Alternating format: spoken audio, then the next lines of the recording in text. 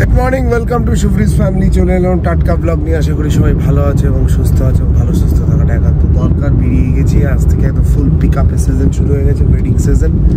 তার মধ্যে তো আজকে সারা কলকাতা শহরে যা হচ্ছে, বাপরে বাপ।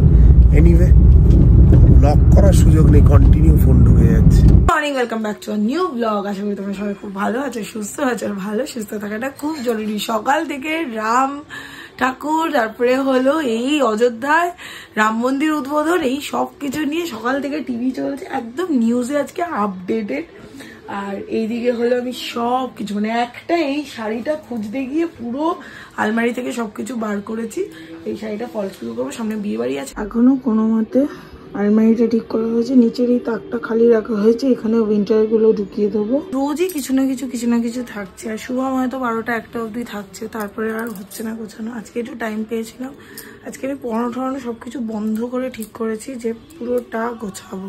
কারণ এখন শুভমের গিটারটা চলে এসছে, আমার হারমোনিয়াম, সবকিছু নিয়ে ঘরটা মানে একদম ক্লামজি। তার থেকে এগুলো রয়েছে, এগুলো স্নান করে আসি। স্নান করে সেখানে আছে প্রচন্ড ঠান্ডা, বেশি দেরি করলে আরো বেশি ঠান্ডা লাগবে। আমার হঠাৎ করে একটা কাজ এসে যাওয়াতে আমাকে একটু বেরোতে হলো, একটা মালা পৌঁছতে হবে এরকম। সময় কি দিকে 3টে ইভেন্ট চলছে। সত্যি কথা, একটা মানুষের পক্ষে সেটা সামলানো সত্যিই টাফ। তো সেই জন্য আমাকে জিজ্ঞেস করতে কি পারবি, আমি বললাম হ্যাঁ নিশ্চয়ই পারবো না কেন। আমি তো বসেই আছি বাড়িতে। আমার বিকেলবেলা যাওয়ার কথা ছিল ইভেন্টের ওখানে, কাজটা শেষ হওয়ার পর। তো আমাকে বলে তুই কি এখন পারবি বেরোতে? বললাম হ্যাঁ পারবো, এখন যাচ্ছি। বাট আজকে ওলা, উবের, ইনড্রাইভ সবের অ্যাভেলেবিলিটি খুব কম। অযোধ্যাতে রাম মন্দিরের উদ্বোধন হলো, বাট গোটা পৃথিবীতে সবকিছু থেমে গেল। এটাই হলো ব্যাপার। সবকিছুতে যখন ধর্মের জায়গায় সবকিছুতে যখন সবকিছু ঢুকে যায় না, সবকিছু তখন খুব সুন্দর থাকে না। আমি ভাবলাম এখানে এসে উবেরটা পাবো, এদিকেও উবেরটা নেই। এখান থেকে অটো করে এখন যাবো লেক টাউন থেকে যাবো বেলগাছিয়া, দেন আমাকে যেতে হবে কালীঘাট।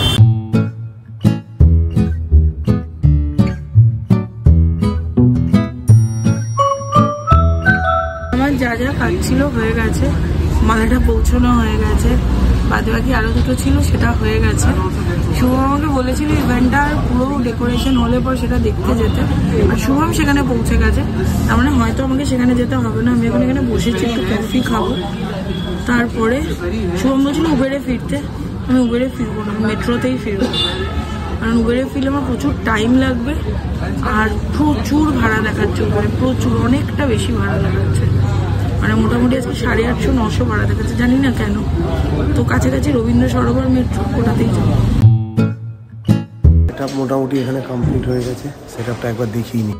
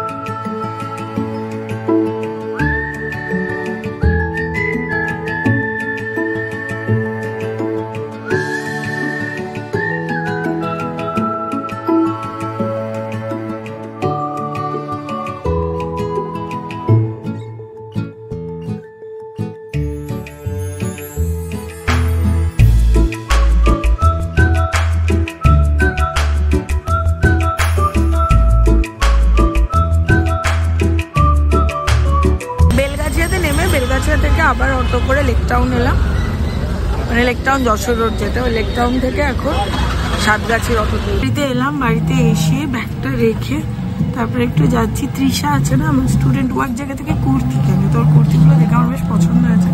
আমি ওকে বললাম আমি একটা কিনবো, কারণ আজকে যেই বিয়ে বাড়িতে আমি মালাটা পৌঁছাতে গেলাম ওখানে আমার ইনভিটেশনও ছিল।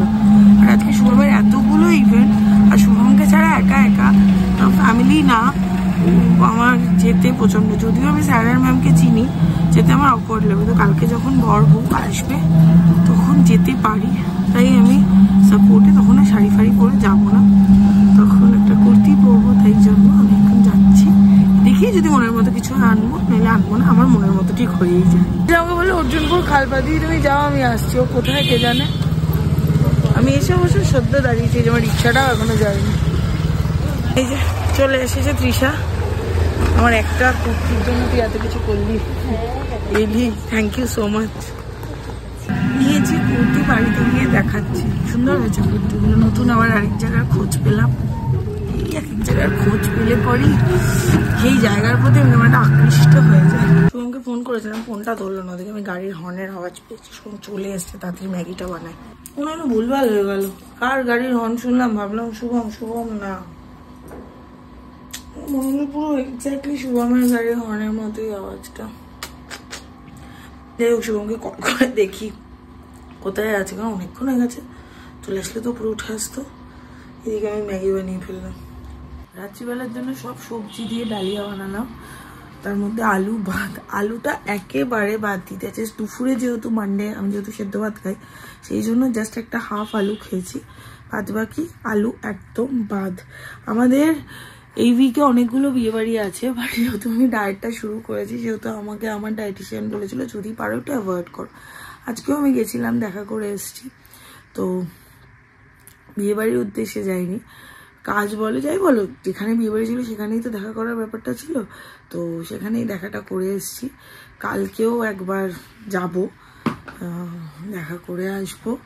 আর স্যাটারডেটাতে গিয়ে আর কি খেতেই হবে। স্যাটারডেটা হলো আমি যে ওই সব কুর্তি এগুলো সব পরি, কবিতা আন্টির মেয়ের বিয়ে, তো ওটাতে যেতে হবে। আর সানডে হয়ে গেছে দুটো পারপাস। সানডে হলো ফার্স্ট হলো আমার এক রিলেটিভের বিয়ে পারপাস, এক জায়গায় যেতে হবে, মানে ওই কথাবার্তা প্রথমবার আর কি যাওয়া, সেটা যেতে হবে। রিলেটিভটা কে আমি এখনো রিভিল করছি না, বিকজ প্রত্যেকেরই বাড়ির একটা খুব প্রাইভেট জায়গা থাকে, তো সেখান থেকে তারা যখন বলবে তখনই রিভিল হবে। আর বিয়ে ফিয়ে এগুলো ব্যাপার, তো যাদের যখন মনে হবে তখনই বাবা তাদেরটা বলবে। আর হলো আমি যেই কাজটা এতদিন ধরে করছিলাম শুভমের ইভেন্টে, তো সেটার হলো ডে, ওই দিন একটা আছে, আবার 4 তারিখ আছে। ওই দুটো দিন আমার কাছে খুব ইম্পর্টেন্ট, বিকজ আমি ফিল্ডে থাকবো, আমি যাব, এটা আমার ইচ্ছে আছে। তো দেখি কতটা কি। রাম মন্দির উদ্বোধন হলো, খুব ভালো কথা, এত সুন্দর করে উদ্বোধন হলো, সবকিছু ঠিক আছে, বাট এই যে রাস্তাঘাটের এরকম কেন অবস্থা হলো, আমার না এটা কিছুতেই মাথায় এলো না। মানে একটা জায়গায় সবকিছু, মানে আমি বলছিলাম না যে ধর্ম যার যায়, যে একটা ধার্মিক জায়গাকেও কেন যে মানুষ সবসময় পলিটিক্সের মধ্যে নিয়ে যায় আমি বুঝতে পারি না। হয়তো একটু কন্ট্রাডিক্টরি হয়ে যাচ্ছে কথাটা, কিন্তু আমি তাও বলছি, রাম ঠাকুর যখন ছিল তখন তো এতগুলো পলিটিক্সের এতগুলো দল ছিল না, উনি জানেনও না, ওনার মাথায় কোনো আইডিয়াও আসবে না যে এরকম ভবিষ্যতে হতে পারে।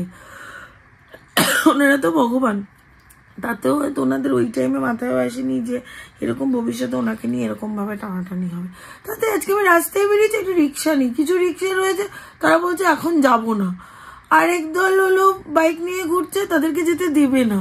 তারপরে কোনো রকম একটা রিক্সা পেলাম, সে বললো মেন রোড দিয়ে যাব না, অলিগলির ভেতর দিয়ে যাব, যাতে কেউ দেখতে না পায়। কেমন জানো, এটা তো ভালো কাজ হলো, এতে এত বন্ধ এই ওই সে এত কিছু করার কি আছে। আর আমাদের দমদমের কোনো হনুমান মন্দিরে যাওয়াটা বন্ধ করে দিয়েছে। মানুষের তো ইমার্জেন্সিও থাকতে পারে ভাই, কিরম ভাবে বুঝি না বাবা। সবকিছুকে একটা যা কিছু হয় আমাদের ইন্ডিয়াতে লাস্ট অব্দি পলিটিক্সে, বিশেষ করে ওয়েস্ট বেঙ্গলে যা কিছু লাস্ট অব্দি গিয়ে পলিটিক্সে থাকে। কেন করে, কি জন্য করে, কে জানে, বুঝতে পারিনি বলে শুভম নিজে ফোন করে আমাকে আগে থেকে বলে দিয়েছে ম্যাগিটা রেডি কর, আমি কাছাকাছি চলে এসেছি। হ্যাঁ, আমি হাফ ম্যাগি করে রেডি, তারপরে দেখি এলো না, একটা ভুলভাল হয়ে গেল। সব গাড়ির হর্নের আওয়াজ এক লাগে, ওটা তো বুঝতে পারতাম পারি, এই বয়সে দেখা যাক কম হলে এই হয়। রাত্রি 12টা, বাবা ঠান্ডাটা এত কেন বাড়ছে বুঝতে পারছি না। এদিকে বিয়ে বাড়ি যাওয়ার জামা কাপড় রেডি হচ্ছে, বাবারে বাবা ঠান্ডা। আমি শুভমের জন্য রুটি করতে হবে, আলু সিম ভাজতে হবে, জল ধরতে গেলেই যেন কেমন কান্না কান্না পাচ্ছি, মনে হচ্ছে কি জল ধরবো, ভালো লাগছে না সত্যি, প্রচন্ড ঠান্ডা গো আজকে, প্রচন্ড। শুধু সকালবেলা আমি দেখলাম নিউজে দেখাচ্ছে যে আজকে সব থেকে শীতলতম দিন, বুঝতে পারিনি এতটা শীতলতম দিন হয়ে যাবে। অনেক মানে মনে হয় রামজি আরো ঠান্ডা নিয়ে এলো, যাক বাবা, জয় শ্রীরাম। দেখো এই ঠান্ডায় একজন বসে রয়েছে একদম সোয়েটার ছাড়া, আর একজন বসে রয়েছে একদম সশরীরে নিজেকে ঢেকে। মানে কি শোনাই, তোর কি চেতনা চলে গেছে অফিস করতে করতে? আচ্ছা, তো সারাদিন এদিক ওদিক করতে করতেই কেটে গেল। যাই হোক, প্রচন্ড ঠান্ডা আজকে। রোজই বলছি ঠান্ডা, আজকে যেন মনে হচ্ছে বেশি একটু ঠান্ডা। বাট কালকে আমাকে শ্যাম্পু করতে হবে। সেই যে চুলটা কেটে এসেছি, আমি 1 সপ্তাহ ধরে শ্যাম্পু করিনি, এত ঠান্ডা। আমি আগের বছর পর্যন্ত শীতকালেও রেগুলার বেসিসে আমি শ্যাম্পু করেছি। এই বছরটা এত কেন ঠান্ডা লাগছে কি জানি। সবে বলছে ও ঠান্ডাটা বেশি পড়েছে, আমার একার দোষ না, এর জন্যই হয়তো। কিন্তু কালকে আমাকে শ্যাম্পুটা করতেই হবে। কালকে শ্যাম্পু করবো। কালকে একটু বুক ফেয়ারে যাওয়ার কথা ছিল, বাট বুক ফেয়ারে যাওয়াটা হবে না, কারণ সোনাইয়ের কালকে প্রথম অফিস ছিল না, তারপরে সোনাইকে অফিসটা দিয়ে দিয়েছে। তো সেই জন্য অন্য একজন ছুটি নিয়ে যেতে সোনাইকে বলছে তুমি কি করতে পারবে, আর ও এইসব ক্ষেত্রে একদম না বলতে পারে না, আর করাটা উচিত না। আমরা বুক ফেয়ারে আবার একটা দিন যেতে পারবো, এখনো 31 অব্দি রয়েছে বুক ফেয়ার, কিন্তু তার মাঝখানে আমাদেরও পরপর অনেকগুলো কাজ রয়েছে। সব কিছু মিলিয়ে বিয়েবাড়ির গিফটসগুলোও কিনতে হবে, সব কিছু মিলিয়ে প্রচুর কাজ রয়েছে। 27 না আমাদের আসামে একটা, গুয়াহাটিতে একটা ইনভিটেশন ছিল, মায়ের এক বোনের মেয়ের বিয়ে, মানে আমার এক ননদের, আমার এক মাস্তুতো ননদের বিয়ে। তো সেটাতে তো যথারীতি যাওয়া হবে না। আমাদের এই অকেশন পারপাস, মানে এইরকম সিজনে যদি আমাদের দূরের কোনো বিয়ে বাড়ি পড়ে, ডাউট আমাদের কতগুলোতে যাওয়া হবে। এই হলো ব্যাপার স্যাপার। তো আপাতত এইটুকুই। রুটি ফুটি করে এলাম গো। ভেবেছিলাম আমি 1:45 এরকম টাইমে করবো, এখন 1:45 বাজে। আমি তার আগেই করে এলাম, আর আমি দাঁড়াতে পারছি না, প্রচণ্ড ঠান্ডা লাগছে পায়ে হাতে। আর আমি অতক্ষণ না সোয়েটার পরে থাকলে আমার না কেমন একটা যেন মনে হয় এইসব জায়গায় আটকে ফাটকে রয়েছে। যাই হোক, এই এবার শুভম কখন ফিরে তার ব্যাপার।